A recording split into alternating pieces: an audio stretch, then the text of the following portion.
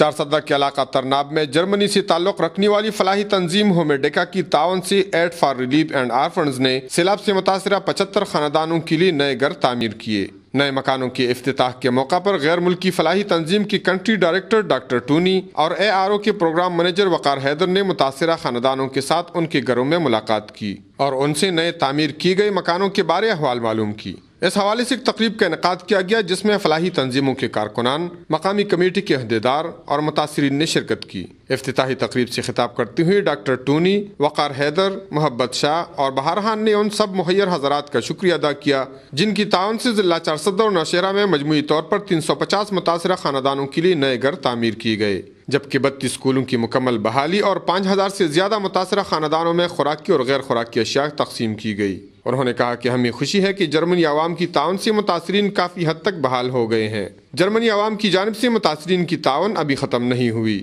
بلکہ متاثرین کے لیے تعمیراتی، طبی، تعلیمی اور معاشی حوالے سے کئی پروجیکٹ شروع ہونے والے ہیں۔ انہوں نے امید ظاہر کی کہ متاثرہ علاقوں کی بحالی میں ملکی اور غیر ملکی تنظیمیں ARO کے ساتھ مزید تعاون جاری رکھیں گے۔ کفایت اللہ، اے نیوز، چارسدہ۔